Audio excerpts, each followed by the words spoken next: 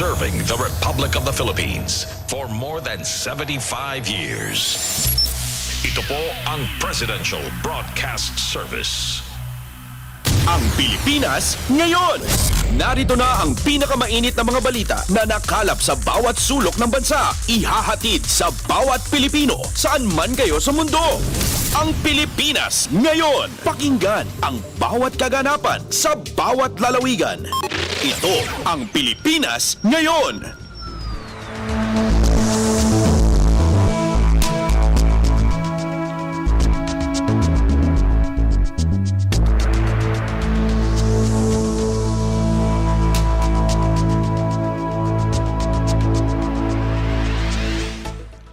Magandang araw po sa ating mga tagapakinig. Welcome po muli sa ating programang Ang Pilipinas Ngayon.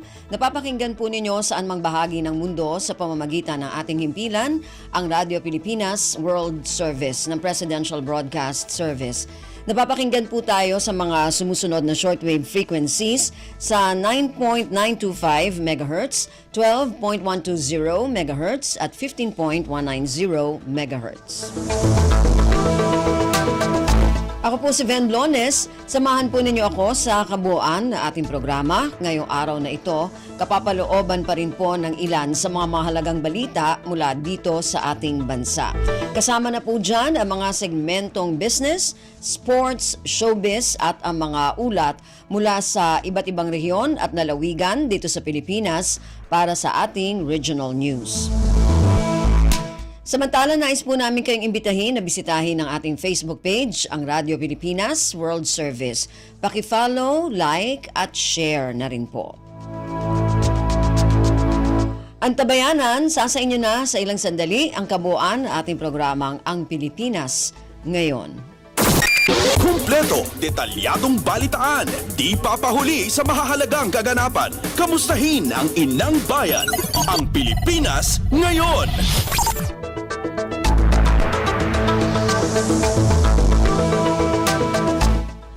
Sa ating mga balita, dumalo si Pangulong Ferdinand Romualdez Marcos Jr. sa Sea Trade Cruise o STC Asia 2024 Welcome Reception sa Parañaque City nitong Lunes, Nobyembre 11. Ipinanawagan ng Pangulo sa naturang okasyon ang pagpapalakas ng kolaborasyon sa pagitan ng pamahalaan at industriya ng cruise tourism. Binigyang diin ni Pangulong Marcos ang pangako ng Pilipinas at regional partners nito na magkaroon ng mahalagang papel sa patuloy na pag-unlad ng naturang industriya. Ayon sa Pangulo, layunin ng pamahalaan na makalikha ng industriya na makikinabang hindi lamang mga cruise line kundi maging ang mga lokal na komunidad at mga manlalakbay na nais kilalanin ng iba't ibang kultura sa Pilipinas. Narito ang kabuuang talumpati ni Pangulong Ferdinand Romualdez Marcos Jr. kaugnay sa nabanggit na kaganapan. Thank you, Secretary Cristina Garcia Frasco, for your kind introduction. Please take your seats. For your very kind introduction. The 5th District of Cebu and Deputy Speaker Duke Frasco. The 1st District Parañaque City Representative Edwin Olivares. The Bureau of Immigration Commissioner Joey Anthony Viado.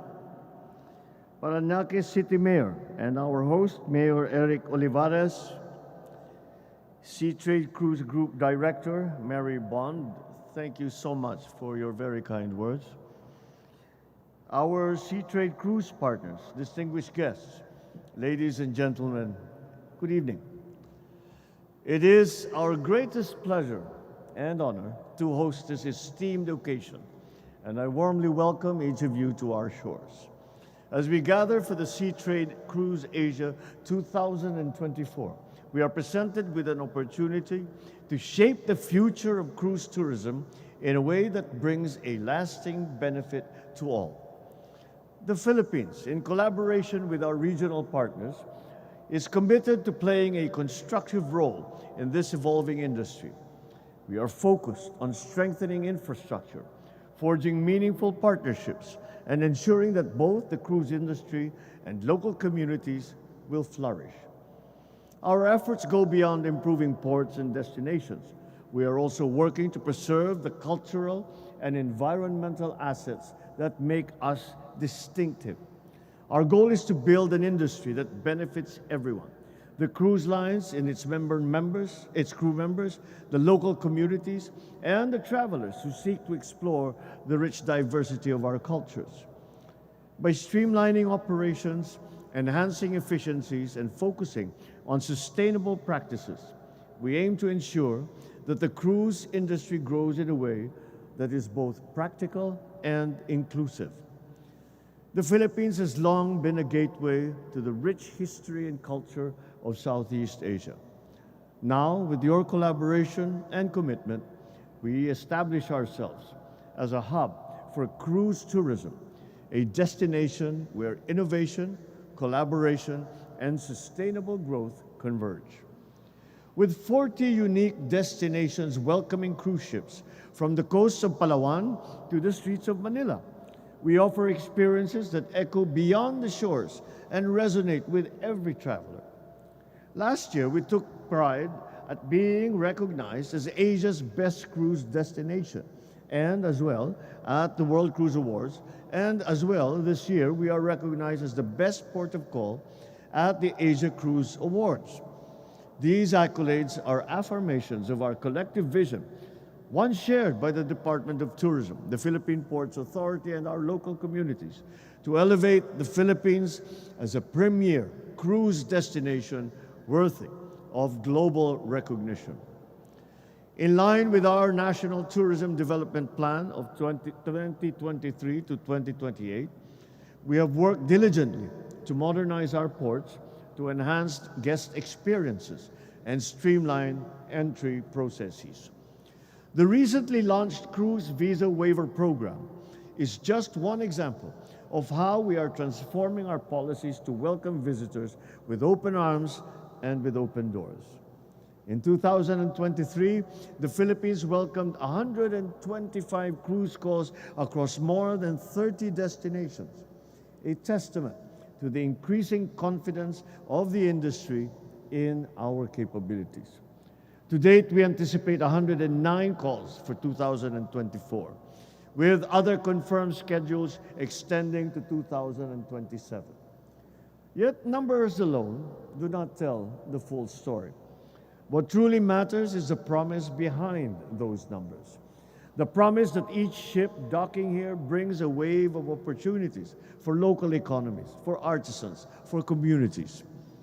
The journey ahead will require all of us to work very hard together with dedication, foresight, and with purpose. As we continue to move forward with the same vision and determination that has brought us here today, I have no doubt that the Philippines will succeed in the global cruise tourism industry. Our goal does not end at welcoming more ships. We aim to create meaningful, lasting connections between travelers and our country. We strive for each cruise call to be a chance for passengers to step into our story, taste the richness of our cuisine, dance to the rhythms of our traditions, and carry beautiful memories of the Philippines back with them, memories that linger long after the journey ends. To the distinguished representatives of cruise lines, esteemed industry leaders, and valued partners, the Philippines extends a warm and earnest invitation to you to deepen our partnerships, founded on the principles of shared success and mutual aspiration. This is an opportunity to forge stronger alliances, exchange insights, construct enduring connections that will transcend borders, and continue to benefit our industries for years to come. May your participation in the SeaTrade Cruise Asia 2024 be productive and enriching, and may the collaborations we foster here today chart a transformative course for our region's cruise industry. On behalf of the Filipino people, I extend a heartfelt welcome, and I accompany it with our expressions of deep gratitude. Thank you very much, and may your conference, may this meeting be a very successful one. Mabuhay ang bagong Pilipinas. Si Pangulong Ferdinand Romualdez Marcos Jr. Pasada ng mga balita mula sa Pilipinas para sa mga Pilipino saan man sa mundo. Ang Pilipinas ngayon.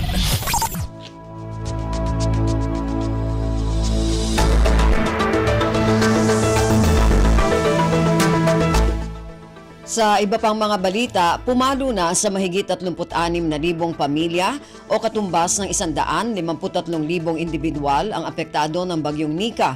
Batay ito sa pinakahuling datos ng National Disaster Risk Reduction and Management Council o NDRRMC. Ang mga apektado ay mula sa mga riyon ng Ilocos, Cagayan Valley, Central Luzon, Bicol at Cordillera. Bukod dito, nasa mahigit 4,000 pamilya o katumbas ng mahigit 14,000 individual ang nanunuluyan ngayon sa may 246 na mga evacuation centers. Samantala, maraming tulay at kalsada ngayon ang hindi pa madaanan, partikular sa Region 2 na hinagupit ng bagyong Nika, habang nasa 25 lugar din sa rehiyon ang nananatiling walang kuryente. Sa ngayon, nagpapatuloy ang monitoring at assessment ng Local Disaster Risk Reduction and Management Council sa mga apektadong rehiyon.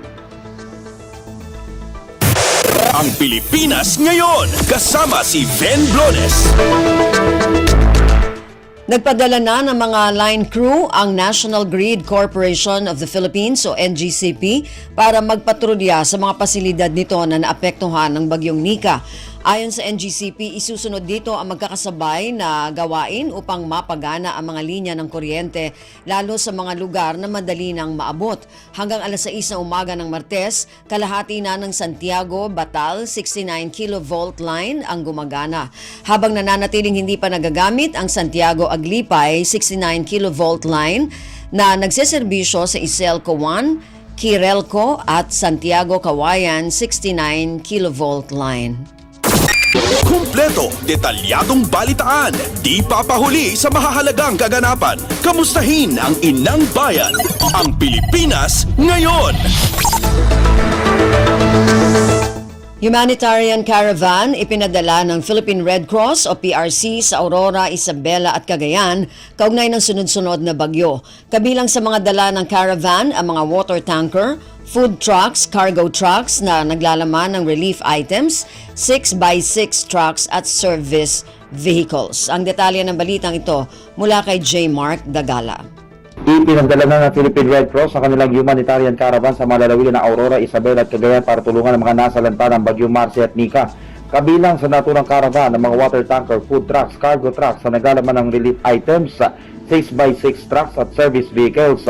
Sakay ng mga 6x6 truck ang emergency response team ng PRC na posibleng gamitin sa rescue at clearing assistance sa tatlong nabanggit na lalawigan. Kasama rin sa naturang caravan ang dalawang assessment team mula sa Marikina at Valenzuela chapter, 2 hot meals team mula naman sa Cavite at Pasay chapters, gayon din ang isang wash team mula naman sa national headquarters. Bitbit din ng caravan ang nasa 2,000 tarpaulins na magsisilbing temporary shelter ng mga nagsilikas. 1,000 set ng shelter toolkits gaya ng mga pala, pako, lagari, tali at iba pa. Ayon naman kay PRC Chairman at CEO Richard Gordon, patuloy ang kanilang pagpapadala ng mga humanitarian caravan sa mga lugar na pinadapa ng bagyo, lalo't kailangan pa rin paghandaan ang dalawang bagyong papasok sa bansa. J. Mark Dagala, Radyo Pilipinas. Pasada ng mga balita mula sa Pilipinas para sa mga Pilipino saan man sa mundo. Ang Pilipinas ngayon.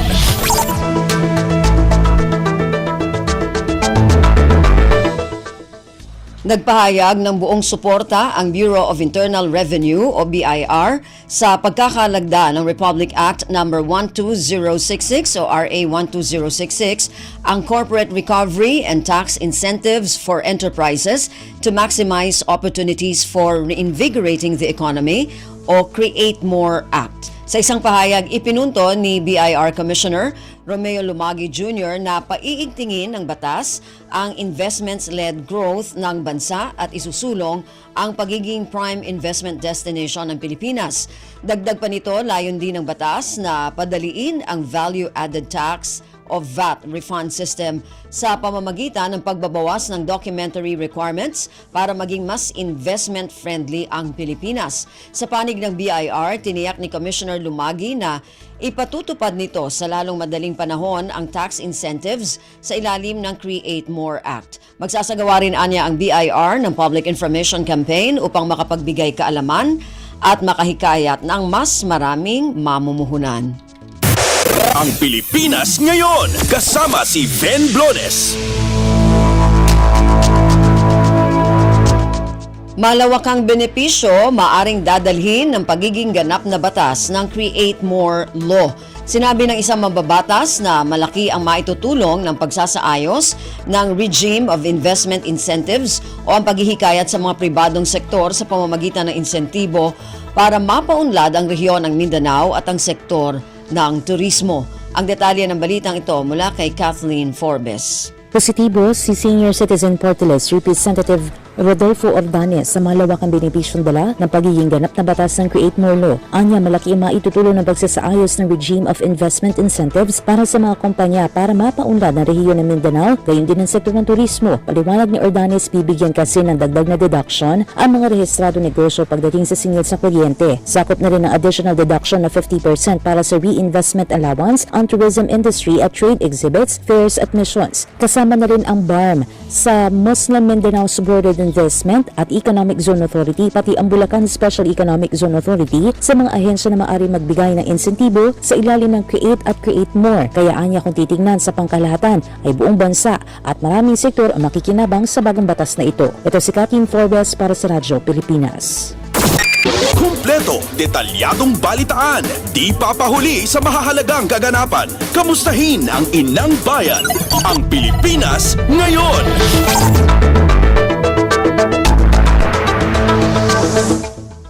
Mga marine resources sa Pilipinas maaari nang maprotektahan sa pamamagitan ng dalawang bagong maritime laws na pinirmahan ni Pangulong Ferdinand Romualdez Marcos Jr.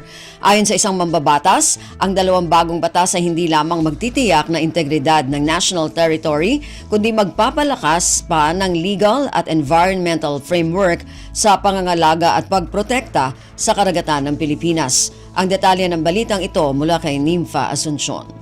Giniiti Senadora Loren Legarda na palalakasin ng mga bagong marine laws ng Pilipinas ang abilidad ng ating bansa na maprotektahan ang ating marine biodiversity, coastal ecosystems at marine resources. Ginawa ng Senadora ang pahayag kasabay ng pagpuri sa pagiging ganap na batas ng Republic Act 12064 ang Philippine Maritime Zones Act at Republic Act 12065 o ang Philippine Archipelagic Sea Lanes Act. Ayon kay Legarda, ang dalawang bagong batas na ito ay hindi lang magtitiyak ng integridad ng ating national territory kundi magpapalakas rin ng ating legal at environmental framework sa pangangalaga at pagprotekta sa ating mga karagatan. Pinunto ng mambabatas na magkatuwang ang dalawang batas na ito para maprotektahan at maiwasan ang pagkasira ng ating karagatan at maitaguyod ang regional stability habang nirerespeto pa rin ang international convention gaya ng UNCLOS at 2016 Arbitral Award. Pinahayag rin ni Legarda na mahalaga ang mga batas na ito sa pagganap ng Pilipinas sa ating mga commitment sa environmental sustainability, lalo na sa gitna na rin ng hamong dulot ng climate change at mga industrial activities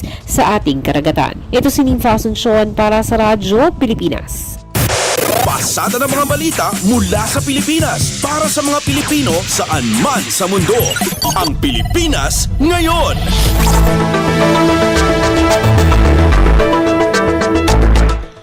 Nagbabala ang Armed Forces of the Philippines o AFP na ang foreign invasions ay maaaring maging sanhi ng cyber attack sa digital age. Ang pahayag ay ginawa ni AFP Chief of Staff General Romeo Bronner sa gitna ng mga diskusyon sa pagpasa sa Senate Bill 269 o ang Konektadong Pinoy Act na magluluwag sa telco regulations at restrictions. Sa ADR Strat-Based Pilipinas Conference 2024, ipinunto ni Bronner na ang pagharap sa cyber cyber threats ay mapanghamon dahil mahirap matuklasan at maaring sumira sa tiwala ng publiko.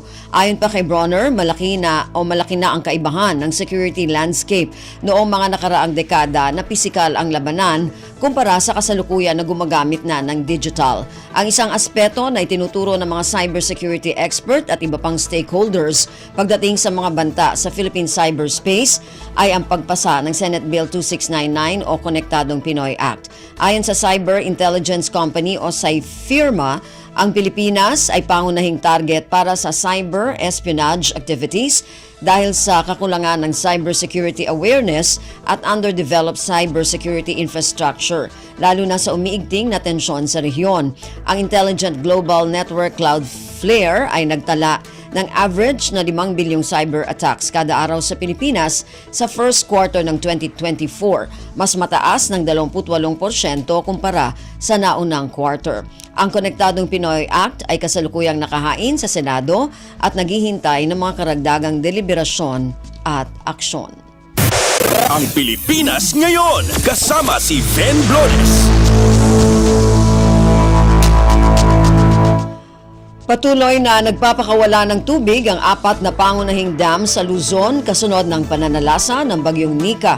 Sa pulong balitaan ng National Disaster Risk Reduction and Management Council o NDRRMC sa Campo Aguinaldo ngayong Lunes na umaga, sinabi ni Pag-asa hydrologist Richard Orindain na kabilang sa mga nagpapakawala ng tubig ang mga dam ng Ambuklao, Binga, San Roque at Magat.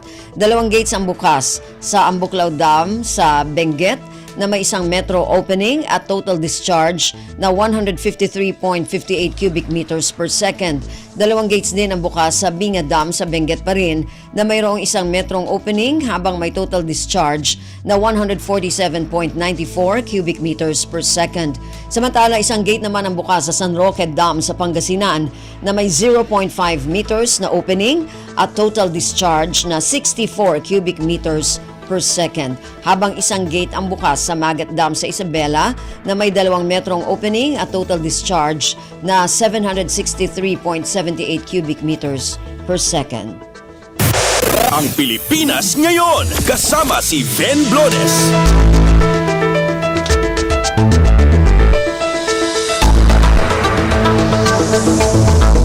Yan po ang ilan sa mga pangunahing balita mula dito sa ating bansa. Samantala, antabayanan naman po ang mga balita mula sa iba't ibang rehiyon at lalawigan dito sa Pilipinas para sa ating regional news. Balita mula sa lalawigan sa bawat rehiyon ng ating bayan. Dito sa Ang Pilipinas Ngayon.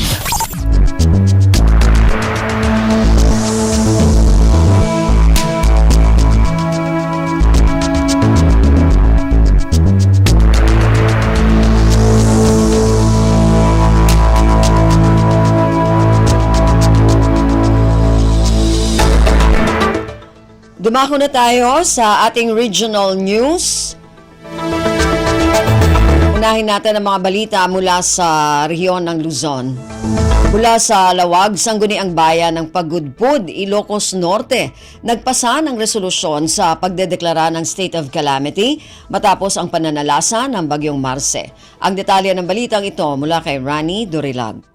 In pagamo ni Pagudpud Mayor Rafi Benemerito ang nakipasanti Sangguniang Bayan ti resolusyon seknan iti pa nakideklara ti state of calamity. Ngayon magtultulit ti panangiplastar ti municipal budget officer no manupay tinabati apundo ti LGU. Saan pa'y ang nakapangbangon nagiti biktima ti Bagyo Marce iti ili ti Pagudpud. Ket nagpasardamanen ti napig sa atudo gubway ti Bagyo Nika. Inbatad ni Mayor Benemerito ang malaksid iti Bagyo Nika. Ket nagtultulit ti panagsagsaga da iti posibilidad apan nakaapektar da kadagiti sumarsaruno pa'y a bagyo. Imunan kinumpirmaran ti mayor nga dati kinit daw na tulong iti Department of Social Welfare and Development para kiti residente ang napektaran ti Bagyo Marce. Manipod dito Radyo Pilipinas Lawag, Rani Dorilag para sa Radyo Pilipinas World Service. Balita mula sa lalawigan sa bawat rehiyon ng ating bayan. Dito sa Ang Pilipinas Ngayon. Maraming salamat, Rani. Yan ang ulat mula sa Lawag. Samantala, dumako naman tayo sa Agoo, ika-10 San Fernando City People's Job Fair. Nag-alok ng daan-daang trabaho sa mga naghahanap ng trabaho. Ang detalye ng balitang ito mula kay Albert Kawile. Si babalegi ngayong ganwa ti Gobyerno Siyudad de San Fernando, La Union, ti may kasangapula San Fernando City People's Job Fair sa jay CSI Mall Atrium itay kalabas. Daytoy nga aktibidad ket ng tipon iti sangagasot upat apulo nga agsapsapol ti trabaho ken 37 a lokal nga employer. Nagresulta daytoy iti patapulo nga hired on the spot wano hats. Bayat adag iti dadu mga aplikante ket kasapulan lang ang mangisumiter iti kasapulan a requirement tapno makastrek iti trabaho. Nakipaset ken nang ted iti nananay a suporta iti job fair, da Roderick Gakayan, Peso Manager iti Siyudad, anang ibagikin ni City Mayor Dongo Alberto. Karaman met kadagiti kang Ronan at Mabuno, da Bernadette May Mamitag, Supervising Labor and Employment Officer, ken Veronica Corsino, Head iti Dole La Union Field Office ng parigta kadagiti job seeker. Asan damang makipaset kadagiti job fair, aging ga makasapol da iti napinpintas panggadan. Kang Ronan na panggap ti aktibidad amarangtayan tigiwang tinagbatan dagiti agsapsapol ti trabaho, ken dagiti rumrumar nga industriya, mangitandudo iti napigpigsa nga ekonomiya ken mangipaay kadagiti dalan para kadagiti nataltalged a karera. Manipod RP Ago, Albert Kawile para sa Radyo Pilipinas World Service. Balita mula sa lalawigan sa bawat rehiyon ng ating bayan.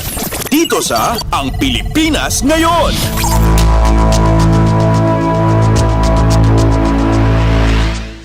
Maraming salamat, Albert. Yan ang ulat mula sa Agoo at kabuuan na ulat mula sa rehiyon ng Luzon. Dumako naman tayo sa rehiyon ng Kabisayaan mula sa Cebu. DILG o Department of the Interior and Local Government kinilala ang isang barangay sa Cebu City bilang pinakamagaling na lupong taga-pamayapa sa buong bansa. Ang detalye ng balitang ito mula kay Angeli Tahapal. Subli na usab nga giila ang Barangay Budlaan isip pinakamaayo nga lupong tagapagpamayapa sa gipahigayon nga National Lupong Tagapagpamayapa Incentives Awards. Kini maoy ikaduhang sunod-sunod nga higayon nga nakuha sa Budlaan ang maong pasidungog human nga nahimo usab kining mananaog niadtong nakalabang tuig sa highly urbanized city category. Ang LTIA usa ka tinuig nga incentive award nga gipasigdaan sa Department of Interior and Local Government kon DILG alang sa mga outstanding lupon sa nasod gumikan sa ilang maayo nga performance sa pagsata sa kakulian o mga panagbangi sa mga residente pinaagi sa katarungang pambarangay. Pinaagi niini dili na musangpot sa pagpinasakaay og kaso ngadto na sa korte ang mga hingtungdan. Ang Barangay Budlaan una nang nahimong regional winner diri sa Region 7 hangtod nga maoy nahimong representante sa rehiyon alang sa national level. Gawa sa plaque of recognition, gidawat usab ni Barangay Budlaan Kapitan Nerissa Antolihaw ang 300,000 pesos nga ganti. Gikan dinhi sa dakbayan sa Sugbo, Angelita Hapal alang sa Radyo Pilipinas. Balita mula sa lalawigan sa bawat rehiyon ng ating bayan. Dito sa Ang Pilipinas Ngayon.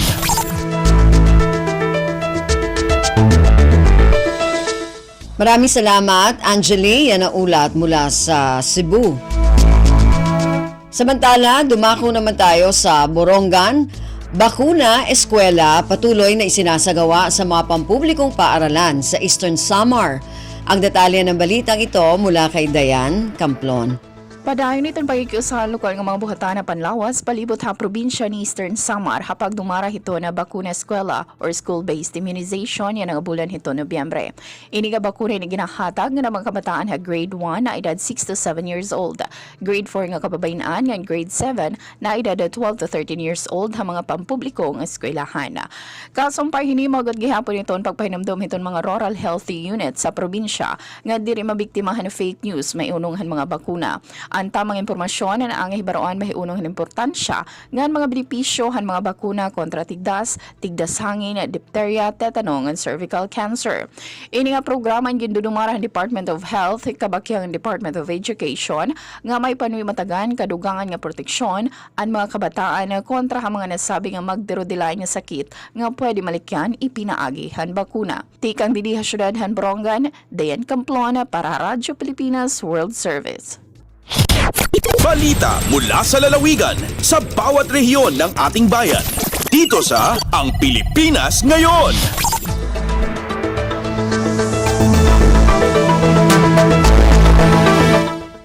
Maraming salamat, Dayan, yan na ulat mula sa Borongan at kabuuan na ulat mula sa rehiyon ng Kabisayaan. Dumako naman tayo sa rehiyon ng Mindanao.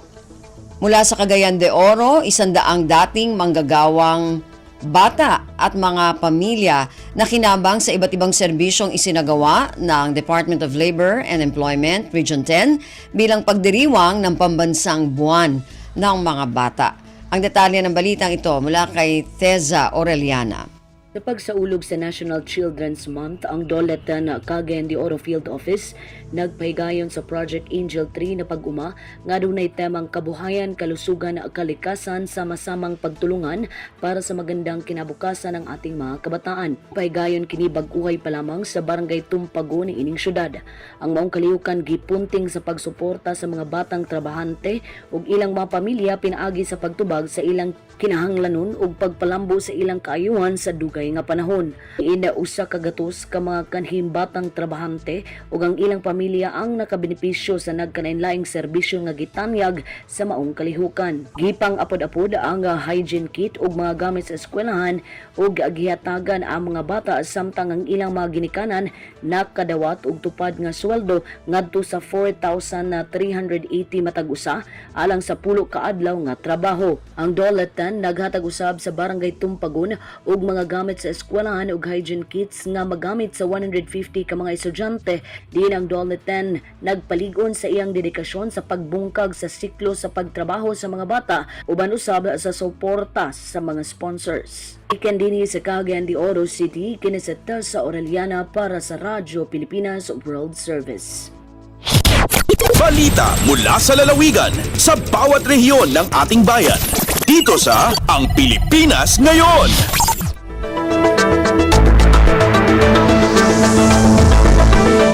Maraming salamat, Teza. Yan ang ulat mula sa Cagayan de Oro. Samantala, dumako naman tayo sa Zamboanga. Mga ahensya ng pamahalaan at pribadong sektor pinagtitibay ang sustainable agriculture para sa mga magsasaka sa Zamboanga. Ang detalye ng balitang ito mula kay Justine Bulanon. Yung gradua el 90 mga benepisyaryo sembrador estaba na diferente mga barangay ng siyudad de Zamboanga nakabalikat sa kabuhayan ng KSK Farmers Training Program Sintamiente. Al menciono programa na ikabasamiento del Asam Foundation and kolaborasyon del Department of Agriculture, Gobyerno Lokal de Zamboanga y otros pa mag-ahensya del gobyerno. Uno también na highlight del moving up ceremony del mga benepisyaryo al turnover del DSWD con el cheque bajo na Sustainable Livelihood Program. At suporta financialya dali el ahensya para ng mga siyembrador ay para hacer mas esfuerzo el busca la vida del mga benepisyaryo. Objeto del KSK Farmers Training ay dali mag-necesita konocimiento y eksperyensya ng mga benepisyaryo siyembrador ng syudad. Objeto también de este dali suporta con el sektor de agrikultura para asiguro el seguridad ng komida y desarrollo con el mga komunidad. Desde akin siyudad de Zamboanga, esta si Justine Bulanon para na Radyo Pilipinas World Service. Balita mula sa lalawigan sa bawat rehiyon ng ating bayan. Dito sa Ang Pilipinas Ngayon.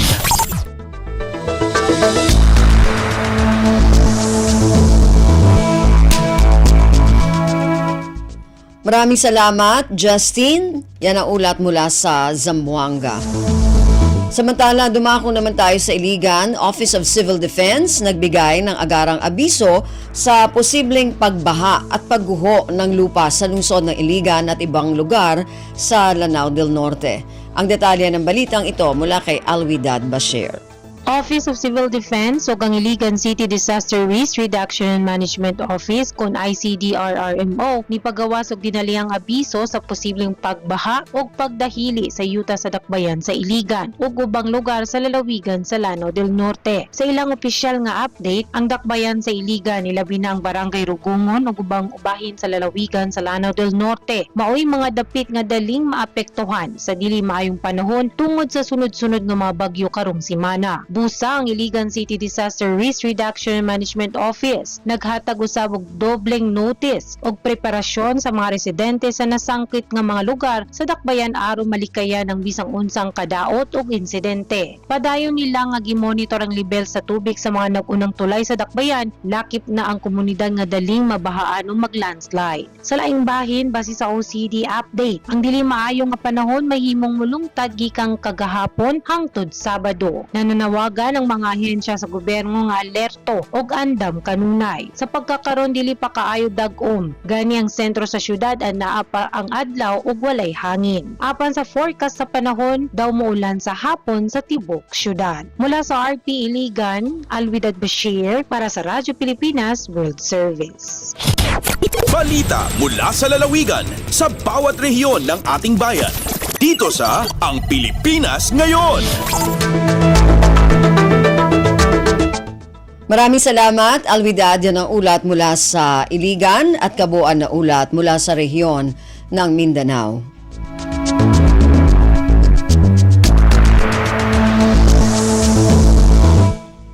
Narinig po ninyo ating regional news para sa araw na ito, kalipunan ng mga balita mula sa iba't ibang lugar at rehiyon dito sa Pilipinas.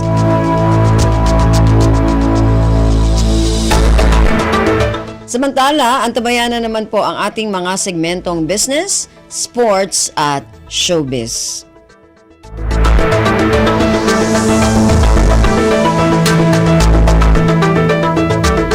Dumako na tayo sa ating mga segmento. Unahin natin ang ating balitang negosyo. Ihatid sa atin na ating kasama na si Stephanie Vicente. Lagay ng ekonomiya, kalakalan, negosyo at iba pa. Atin ang alamin dito sa Ang Pilipinas Ngayon.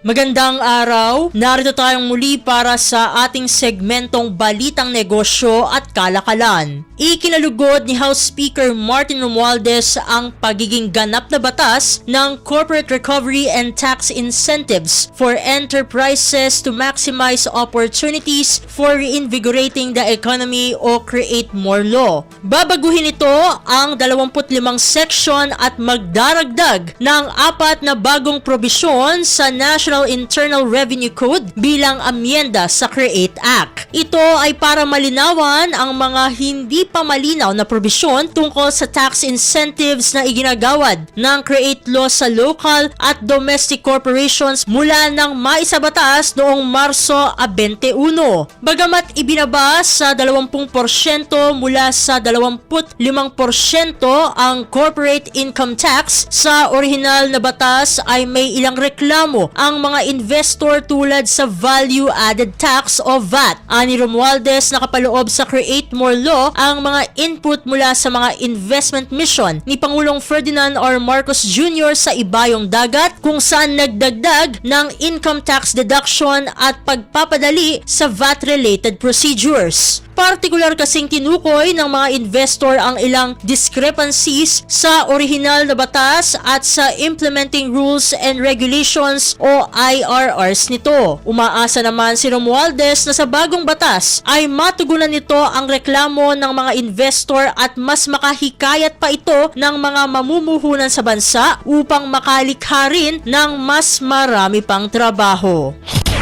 Lagay ng ekonomiya, kalakalan, negosyo at iba pa. Atin ang alamin dito sa Ang Pilipinas Ngayon.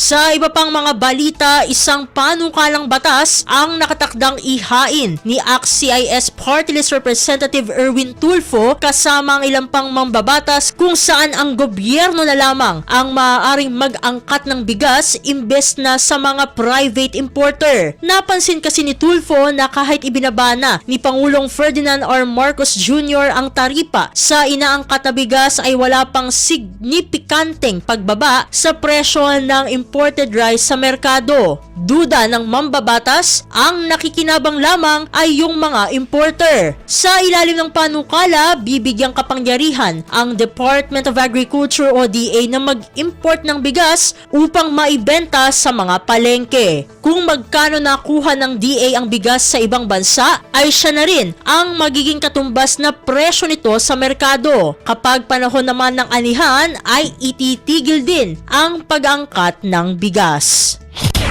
Lagay ng ekonomiya, kalakalan, negosyo at iba pa. Atin ang alamin dito sa Ang Pilipinas Ngayon.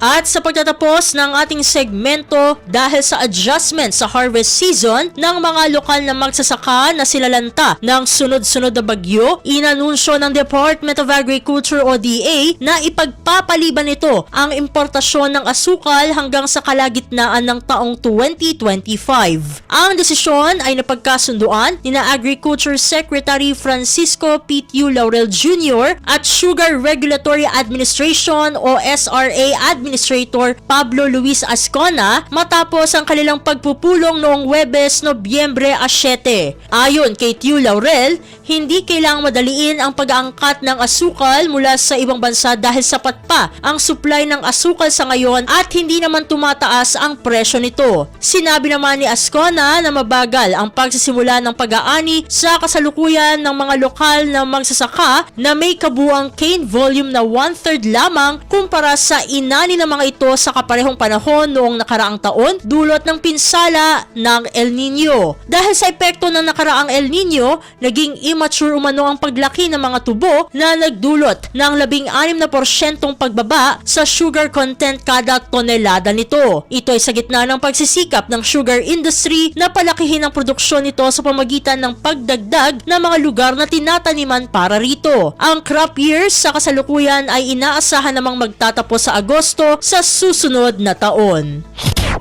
Lagay ng ekonomiya, kalakalan, negosyo at iba pa. Atin ang alamin dito sa Ang Pilipinas Ngayon. At dito na nagtatapos ang ating segmentong Balitang Negosyo at Kalakalan para sa Radyo Pilipinas World Service. Ito si Steph Vicente. Muli, magandang araw. Lagay ng ekonomiya, kalakalan, negosyo at iba pa. Atin ang alamin dito sa Ang Pilipinas Ngayon.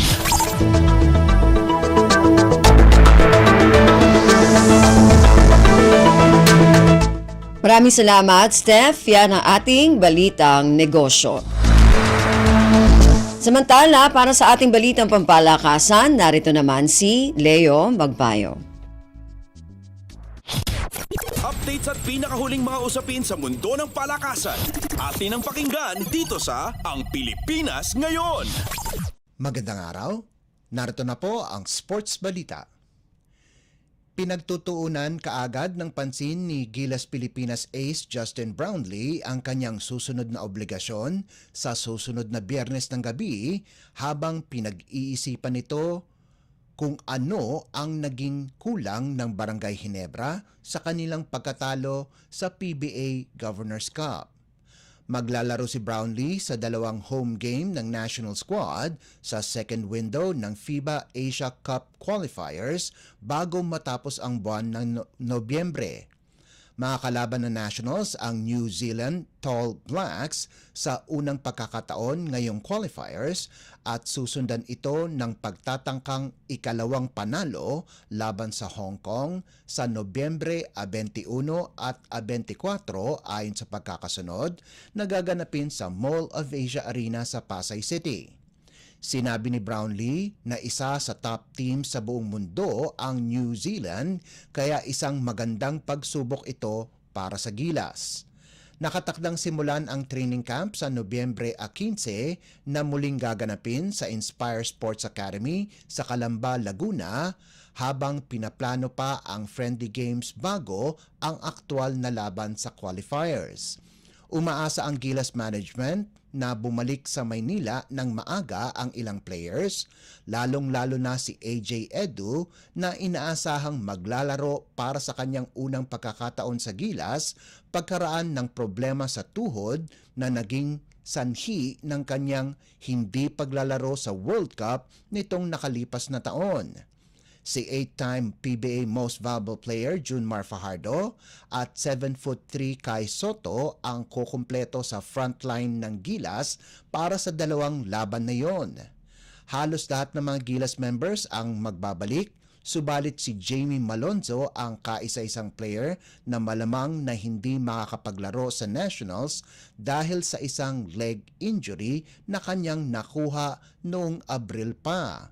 Sinabi naman ni National Head Coach Tim Cohn na si Ginebra veteran Japeth Aguilar o Mason Amos ng Lasal ang reserba ng programa na papalit kay Malonzo. Updates at pinakahuling mga usapin sa mundo ng palakasan. Atin ang pakinggan dito sa Ang Pilipinas Ngayon. Pagkatapos ng matagumpay na depensa ng kanilang titulo sa PBA Governors Cup, may kumakalat na balita na ibabalik ng Talk and Text si Best Import Ronde Hollis Jefferson para sa darating na Commissioner's Cup. Subalit sinabi ni TNT Head Coach Chot Reyes ay hindi pa rin ito sigurado dahil walang height restrictions para sa mga reinforcements sa darating na komperensya. Sinabi ni Reyes na naghahanap sila ng 6'10" na player pero mahirap maghanap ngayong panahon dahil kasalukuyang ginaganap ang iba't ibang liga sa buong mundo. Habang hindi naman masama na maglaro si Hollis Jefferson, magiging dehado naman ang 6-year NBA veteran sa laki at tangkad at dahil sa kanyang ugali sa paglalaro at madaming oras sa court, ito rin ay magkakaroon ng problema.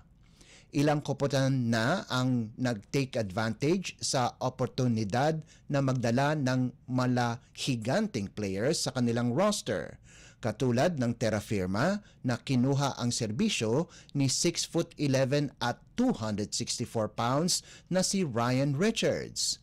Para sa Magnolia naman, na una nang nakahanap ng kanilang import, umaasa sila sa malaking pangangatawan ni 6'8" Ricardo Ratcliffe. Kinuha naman ng Phoenix ang serbisyo ni 6'9", 245 pounds na si Donovan Smith, habang sasakay ang Northport kay 6'11" Cavell Bigby Williams, isang British player na nakapaglaro na sa Libya. Hindi naman nagpapahuli ang NLEX sa tinapik nitong 6'11" na si Ed Davis, isang bigating manlalaro na nagmula ng University of North Carolina, habang ang NBA veteran na si Chuck Diallo, isang 6'8" na dating naglaro para sa Phoenix Sun at Detroit Piston, ay maglalaro para sa Converge. Samantala, nakuha naman ng Meralco si Akil Mitchell, isang 6'9", 234-pounder na ipinagmamalaki ang kanyang paglalaro sa iba't ibang liga sa buong mundo, katulad ng G-League, France, Israel, Australia at China. Ang 32 anyos na si Mitchell na nag-average ng 6.9 points noong siyang naglaro ng 4 na taon para sa Virginia ay hindi malakas gumawa ng puntos, subalit agresibo ito sa depensa at masipag na rebounder. Updates at pinakahuling mga usapin sa mundo ng palakasan. Atin ang pakinggan dito sa Ang Pilipinas Ngayon. Binuhay ng nagtatangkang 3-peat champions na National University ang kanilang pagkakaribal laban sa De La Salle University sa isang rematch ng kauna-unahang Shakey's Super League o SSL Finals 2 taon na ang nakalilipas, kung saan magtatapat sila sa isang best-of-3 title series para sa Collegiate Preseason Championship na gaganapin itong darating na Nobyembre 22. Binigay ng NU ang kauna-unahang talo ng Far Eastern University at pinatalsik din sila sa kompetisyon sa bisang 25-16, 19-25, 25-17 at 25-22 panalo sa knockout semifinals noong Sabado sa larong ginanap sa Rizal Memorial Coliseum. Nagsanib puwersa sina Most Valuable Player Alyssa Solomon, Belia Belen at Vange Alinsug para lumapit sa kanilang pagnanais na makuha ang ikatlong sunod-sunod na SSL title laban sa walang talong Lasal na isa ring rematch sa pagitan ng UAAP Season 84 at 85 finalists.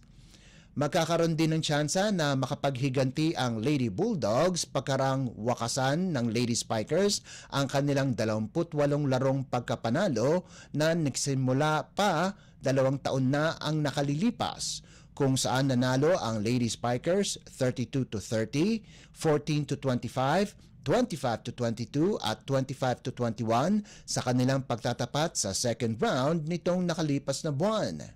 Nagpakawala ng 11 sa kanyang game high na 17 puntos sa ika-4 na set si SSL Most Valuable Player Solomon kasama ang 3 sa huling 4 na puntos ng Lady Bulldogs. Kapwa si Belen at Alinsug ay nagtapos ng may 15 puntos bawat isa na nanggaling sa 13 attacks, isang service ace at isang block. Magtatapat naman para sa bronze medal ang FEU at University of Santo Tomas sa kaparehong araw sa Nobyembre 22. Updates at pinakahuling mga usapin sa mundo ng palakasan. Atin ang pakinggan dito sa Ang Pilipinas Ngayon. At yan ang pinakahuling balita sa larangan ng palakasan. Para sa Radyo Pilipinas World Service, ito po si Leo Magpayo. Magandang araw. Updates at pinakahuling mga usapin sa mundo ng palakasan. Atin ang pakinggan dito sa Ang Pilipinas Ngayon.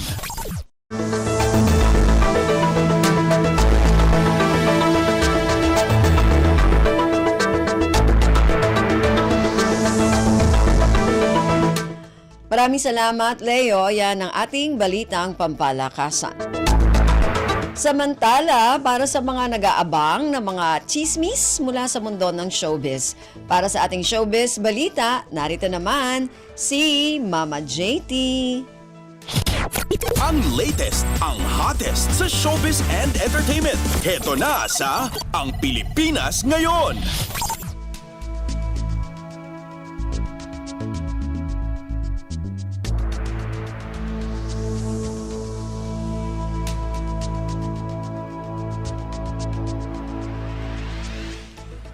Hello! Magandang araw sa ating mga chismoso. Chismosang nag-aabang ng mga trending na balita sa mundo ng showbiz. Ito na ang ratsyada ng ating mga chika. Ito na, kinumpirma ng comedy queen na si Ai de las Alas ang pakikipaghiwalay nito sa kanyang asawa for 7 years na si Gerald Sibayan sa pamagitan lamang ng mensahe sa chat.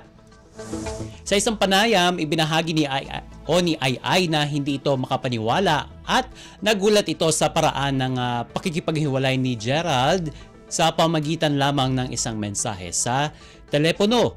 Nangyari ito noong madaling araw ng Oktubre 14 ng taong ito habang narito si Ai sa Pilipinas at nasa Estados Unidos naman si Gerald. Inakala ni Ai na isang biro lamang ang naging mensahe ni Gerald sa kanya. Pero sa huli ay napagtanto at nalaman niyang seryoso ang kanyang intensyon.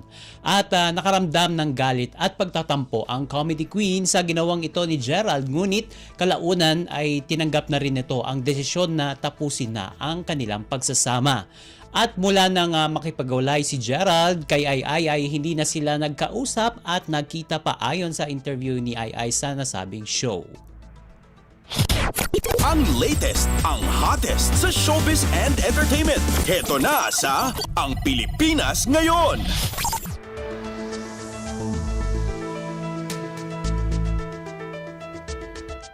Sa iba pa nating chika for today, viral ngayon sa social media ang tila pagkakailingan ni Sam Melby at Miss Universe 2018 Catriona Gray sa isang event sa Canada. Ito ay nangyari sa kalagitnaan ng All-Star concert ng Cornerstone Entertainment sa nasabing bansa kamakailan. Makikita sa isang TikTok video ang ginawang paghila ni Inigo Pascual kay Sam upang ito ay mapalapit sa beauty queen. At halatang naiilang si Catriona kay Sam noong halos magkalapit sila kaya agad din siyang lumayo at bumalik sa kanyang pwesto katabi si Piolo Pascual. At kung inyong maalala mga kachismis, maraming fans at netizens ang nalungkot matapos mag-trending ang pictures ng dating celebrity couple na nasa iisang eroplano pero magkaiba ng upuan.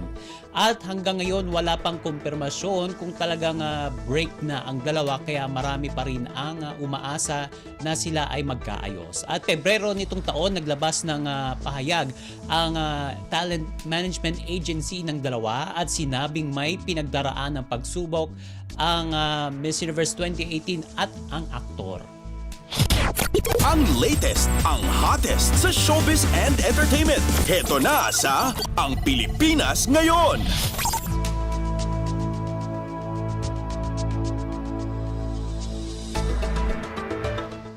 At sa uli nating chika for today, naging agaw pansin sa supermodel at TV host na si Tyra Banks ang ating pambato sa Miss Universe na si Chelsea Manalo.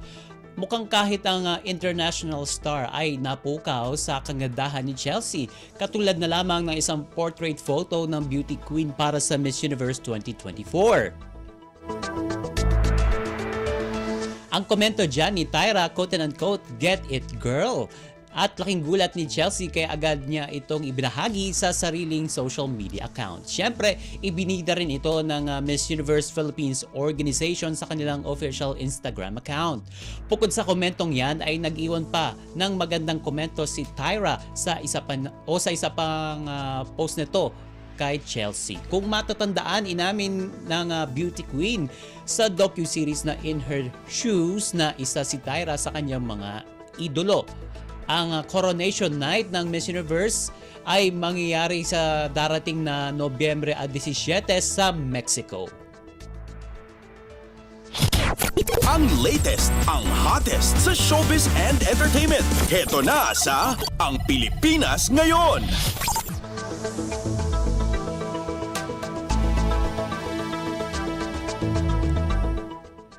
And OMG, wala na tayong sapat na oras para sa ating balitang artista. Maraming salamat mga kachismis sa pakikinig sa aking mga chika for today. Ako po si Mama JT para sa Radyo Pilipinas World Service. Ang latest, ang hottest sa showbiz and entertainment. Heto na sa Ang Pilipinas Ngayon.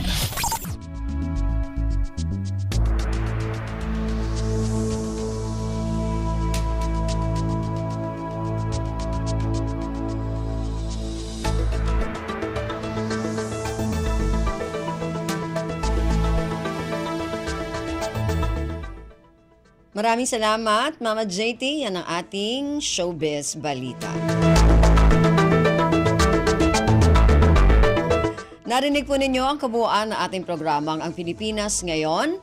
Magpapasalamat muna tayo sa mga nakasama natin sa ating programa ngayong araw na ito. Sa ating technical side, kina Milo Jonella, Susan Naison at Anthony Pimentel. Maraming salamat din sa ating executive producer ngayong araw na ito kay Jerome Toledo. Sa mga nakasama natin sa ating mga segmento para sa ating balitang negosyo kay Stephanie Vicente, sa ating balitang pampalakasan kay Leo Magpayo, sa mga kasama natin na nag-ulat mula sa iba't ibang rehiyon at lalawigan dito sa Pilipinas para sa ating regional news at sa ating station manager na si Mr. Ray Sampang.